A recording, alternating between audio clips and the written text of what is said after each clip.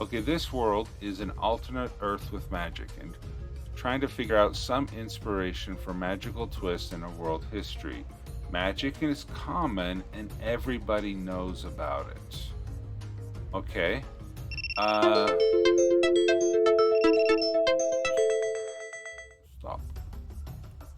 All right, we'll get the timer turned on for that. The Bermuda. Okay, so it is an alternate Earth. So similar history, but magic is common and everyone knows about it.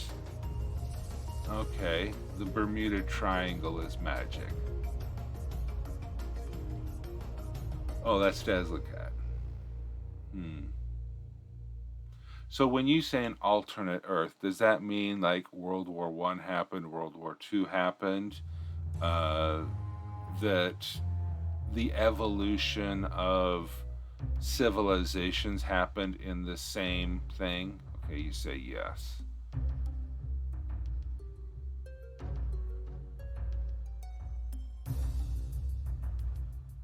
Okay. It's like our world, but with magic. Okay.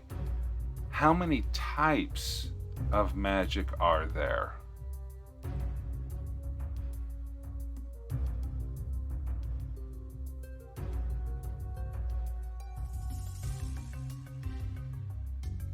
Hey, kiddo boy, welcome.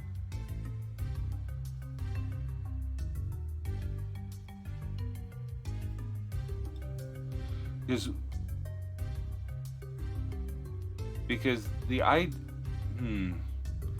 when you think about it, I mean, we can go the traditional D&D. We have wizards, we have warlocks, and we have sorcerers.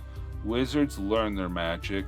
Sorcerers are born with their magical power, and warlocks receive their power because of a pact with an ancient deity. And when you have those three types of magic now, so in your world, Kajatan, do you have all three of those? Do you have one of the three? Is magic, waving a wand and things happen? Because when you can have a magical twist, is the discovery of something between sorcerers and wizards. Okay. Innate but learned. Okay, so it could be more like a Harry Potter type of world where they know you have to be born to have the gift to do magic, but then you need to be able to practice it, to hone it, to be able to do that more. Okay, so that's some good things.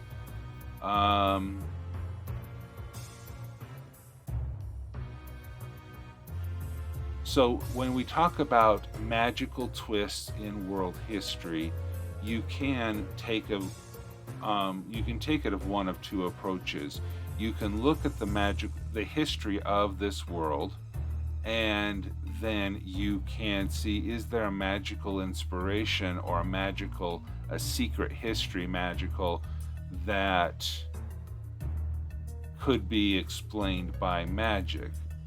For example, building the ancient wonders of the world, the pyramids, the Colossus at Rhodes, the Great Wall of China. That was done by magic as opposed to just whatever it may be. Hey, Satrium. Then you can talk about, hey, Purple Candy, Calamity. Let's see, okay, so magical twist. So when you think about what are some of the biggest twists that we've had in our Earth history, you can say the rise and fall of civilizations, rise and fall of people of great renown, or Alexander the Great, Moses, Jesus Christ, Charlemagne, Martin Luther, King Arthur, if he was a real person. Um, I just watched a fascinating video on the Black Knight um, from England, Gilgamesh. Okay, you have Moses as a magic user. Okay, see that? So,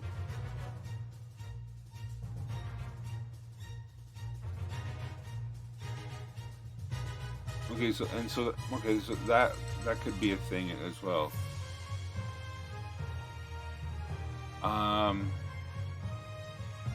Orson Scott Card. Okay, King Arthur. Legend says he will return in a time of great need. Okay, so when does King Arthur come back? Either at literally the King Arthur comes back, or does King Arthur come back? Is it personified in a different person?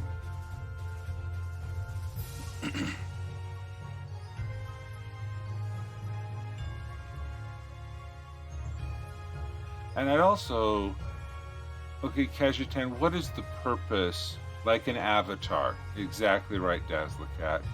Does an avatar of the spirit of King Arthur come back? I mean, you could, my kids are on an Avatar The Last Airbender kick, which I fully support. It's a wonderful cartoon series. You could have multiple avatars. You could have, as opposed to where you have just the one avatar that recycles through the four elements.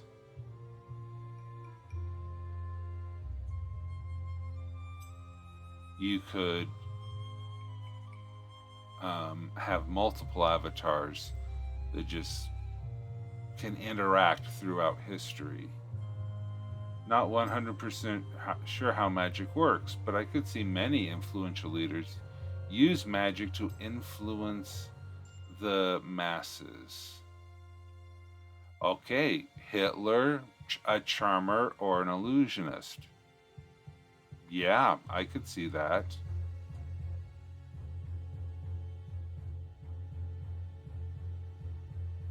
Yes, Avatar The Last Airbender.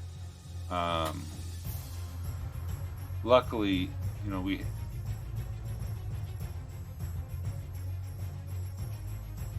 Napoleon, yeah. People, megalomaniacs. Rasputin, it's debated whether he was a magician or he was just really good at performing hypnosis or whatnot, but yeah.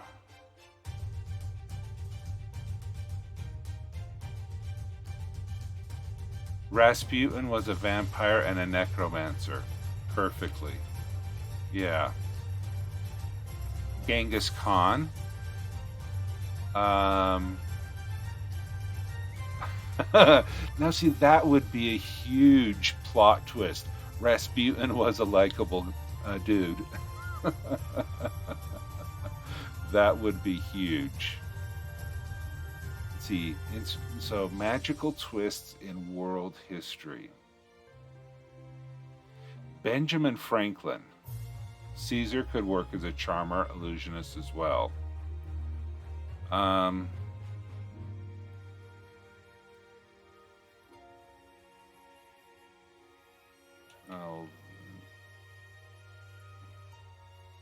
come on, keyboard.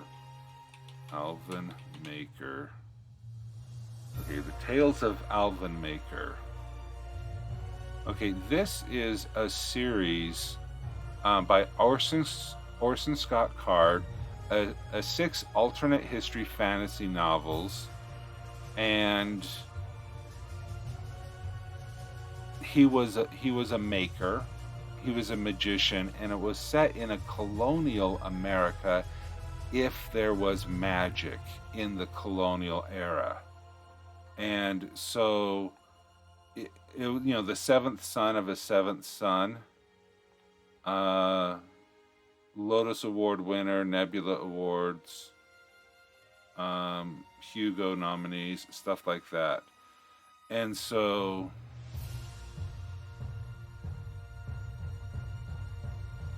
you could, and one thing that I liked about this series is that Benjamin Franklin, instead of being an inventor, he was a wizard.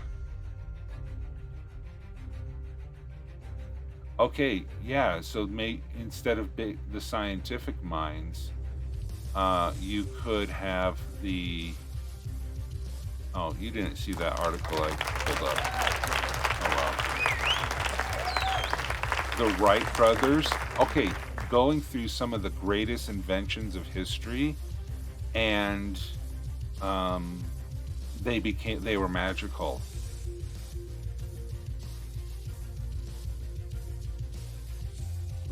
Fulton's Folly, that was the invention of the steam engine, could be magical instead of mechanical. You have Gutenberg's press.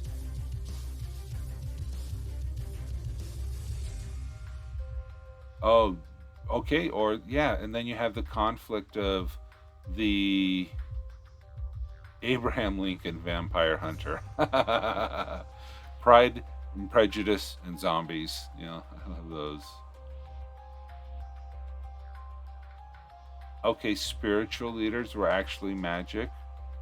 That's fair as well. What do you think about them having an artifact through which the emperors were able to strengthen the army and state? Yeah.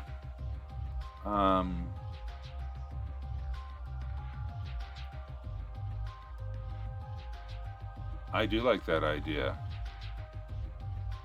Gandhi, a high level cleric. I would say Gandhi was almost more of a druid.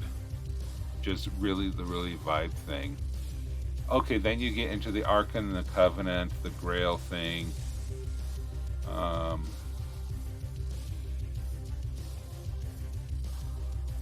Yeah, Indiana Jones fits into your world at that point.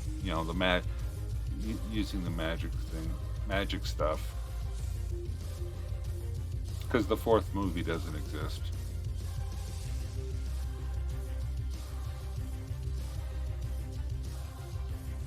Oh, Gandhi was a monk. That is true. Self-reflection. Yeah. So and it depends how true you want to have these people to be. And yeah. Well, hopefully that. Okay, the fourth movie exists, but we don't have to talk about it. Yeah. All right. On that note, we'll just wrap up this sprint takeover. Excellent sprint takeover. Excellent topic. I hope that you had some good ideas for what you wanted to use for some magical twists in your history.